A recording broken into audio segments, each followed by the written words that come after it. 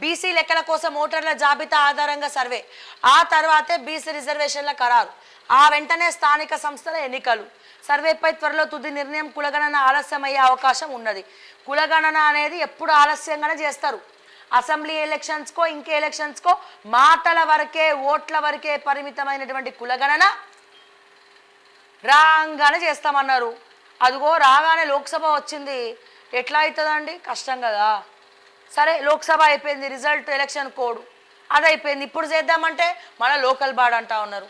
ఈ 5 ఏళ్లలో అవుతుందా కులగణన, లేదా ఉట్టిగా మాటల వరకే చెప్తా ఉన్నారా? అసలు తెలంగాణలో బీసీలే ఎక్కువ ఉన్నారు, కానీ ఆ బీసీలకు అన్యాయం జరుగుతూ ఉన్నది.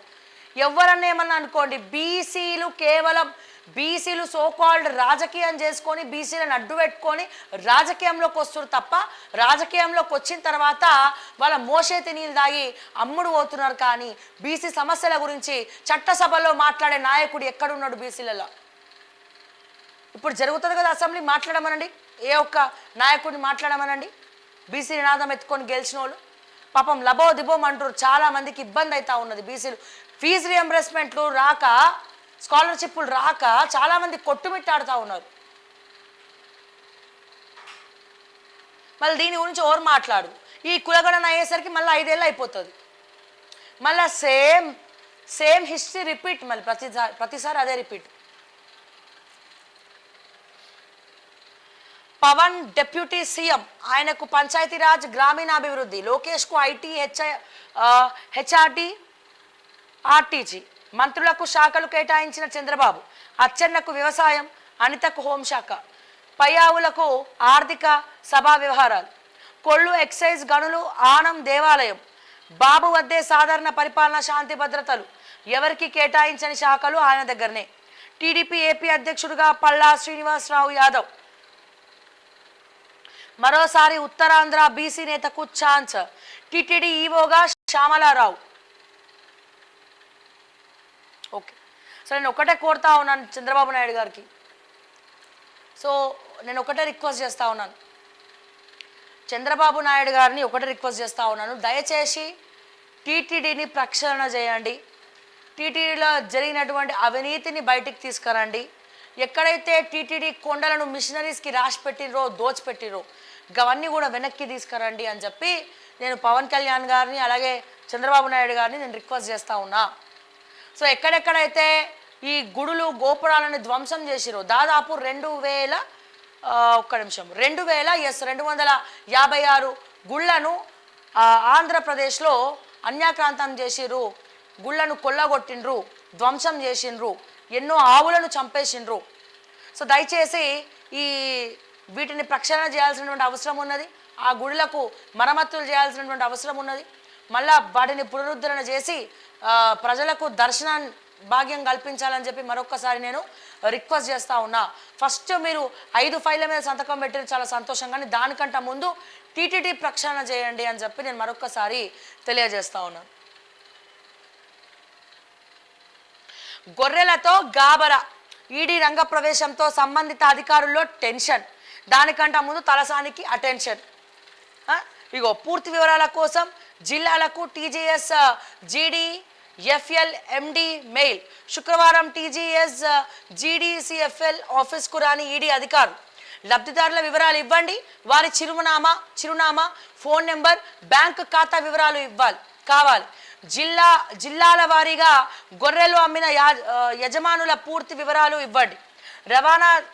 రవాణా చేసిన వాహనాలు, ఏజెన్సీల సమాచారం కూడా. గొర్రెల పంపిణీ పథకంలో అక్రమాలపై రంగంలోకి దిగిన ఎన్ఫోర్స్మెంట్ డైరెక్టరేట్ ఈడీ అడిగిన వివరాల్లో కొన్ని మాత్రమే ఇవి. సదరు సమాచారం అందించేందుకు తెలంగాణ రాష్ట్ర గొర్రెలు మేకల అభివృద్ధి సహకార సంస్థ టీజీఎస్ జీడీఎఫ్ఎల్ అధికారులు టెన్షన్ పడుతున్నారు. ఈడీ రంగంలోకి దిగింది అని చెప్పి ప్రక్షాళన చేయబోతోంది. సుమారు 5,000 కోట్ల స్కామ్ జరిగింది. ఇందులో ఖచ్చితంగా తలసాని శ్రీనివాస్ యాదవ్ హస్తం అనేది ఇందులో ఉంది. తలసాని శ్రీనివాస్ సంతకం లేకుండా ఓఎస్డీ ఫైల్ మూవ్ చేయడం అసాధ్యం. సో ఈయనని కాపాడే ప్రయత్నాలు కూడా చాలా జరుగుతూ ఉన్నాయి. అతి త్వరలో కాంగ్రెస్లోకి రాబోతున్నట్టు కూడా వార్తలు వస్తూ ఉన్నాయి. అండ్ అదే రకంగా చంద్రబాబు నాయుడు గారికి ఈ సందర్భంగా ఇంకో రిక్వెస్ట్ చేస్తూ ఉన్నా. తెలంగాణలో టీటీడీపీ మళ్ళా స్టార్ట్ చేయాలని చెప్పి పార్టీ పెట్టాలని చెప్పి మీరు అనుకుంటా ఉన్నారు. అంటే ఆల్రెడీ ఉంది పార్టీ, బట్ దానికి అధ్యక్షులు నియమించాలని అనుకుంటా ఉన్నారు. రకరకాల ట్రోల్స్ జరుగుతూ ఉన్నాయి. మల్లారెడ్డిని మీరు తీసుకోబోతున్నారు టీడీపీ అధ్యక్షుడిగా అని చెప్పి. మీలాంటి అపర మేధావులు మల్లారెడ్డి లాంటి అతన్ని తీసుకొచ్చి టీటీడీపీ అధ్యక్షుడిగా చేస్తే ఇక అంతే సంగతులు. ఉన్న టీడీపీ గ్రాఫ్ కూడా తెలంగాణలో మొత్తం పడిపోతుంది. అటువంటి అవినీతి పరుణ్ణి ఎవ్వరు కూడా నమ్మడు. ఆల్రెడీ మొన్న కూడా 30 గుంతల ప్రభుత్వ భూమిని కబ్జా చేసినట్టు. కబ్జా రాయుడు కబ్జాకి కేర్ ఆఫ్ అడ్రస్ ఎవర్రా నాయన అంటే మల్లారెడ్డినే ఫస్ట్ మనం చూపించాలి. సో దయచేసి నేను చెప్తా ఉన్నా, మల్లారెడ్డి లాంటి వ్యక్తి అయిపోయింది కానీ రాజకీయ చరిత్ర. అవినీతి తిని తిని తిని తిని చేసి చేసి చేసి ఇప్పుడైనా ఒక కర్మ వెంటాడుతూ ఉన్నది. అటువంటి పర్సన్ని తీసుకొచ్చి దయచేసి తెలంగాణ టీడీపీ అధ్యక్షులుగా మాత్రం దయచేసి మీరు నియమించకండి అని చెప్పి నేను నారా చంద్రబాబు నాయుడు గారికి నేను రిక్వెస్ట్ చేస్తా ఉన్నా.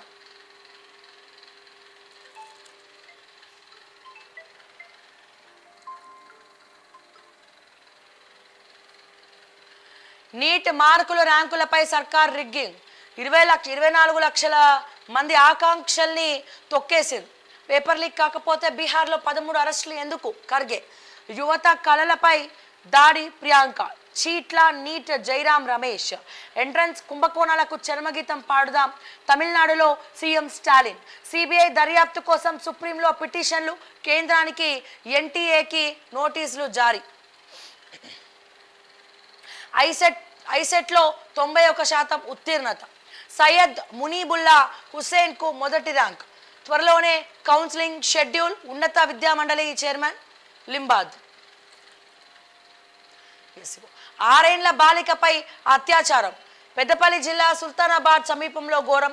వారం క్రితమే రైసు మిల్లులో పనికి కుదిరిన దంపతులు రాత్రి బాలిక నిద్రిస్తుండగా అపహరించిన దుండగుడు పక్కనే మరో రైస్ మిల్లులోకి తీసుకెళ్లి అత్యాచారం, హత్య. సీఎం రేవంత్ రెడ్డి సీరియస్, కఠిన చర్యలకు ఆదేశం. సిగ్గు శరాలు లేవు వీళ్ళకి. అరే 6 ఏళ్ల బాలిక మీద అత్యాచారం చేసుడేంద్ర. మన జిందగీ ఇప్పటికే ప్రతిసారి చాలాసార్లు మొత్తుకున్నా. ఒక మహిళా జర్నలిస్ట్గా ఎన్నోసార్లు మొత్తుకున్నా. స్కూళ్ళలో డిఫర్మేషన్. ఈ రోజుల ఎల్కేజీ పిల్లలు నన్ను అడిగితే కడుపులో ఆడపిల్లని మోసే ప్రతి తల్లి ముందే ఆడపిల్లకి చెప్పాలి. కడుపులోకి వెళ్ళి బయట పడేటప్పుడే చెప్పుకుంటూ పెంచేటువంటి రోజులు వచ్చినాయి. దుస్థితికి దిగజార్చిర్రు. మనిషివా రాక్షసుడువా? ఆడపిల్ల 6 ఏళ్ల బాలిక మీద నువ్వు మృగంలా ప్రవర్తించినవు, అత్యాచారం చేసినావంటే నీకు నీతి నియత్ అనేది లేదు నీకు. ఇటువంటి వాళ్ళని అక్కడికక్కడ షూట్ చేసి పడేయాలి. ఎన్కౌంటర్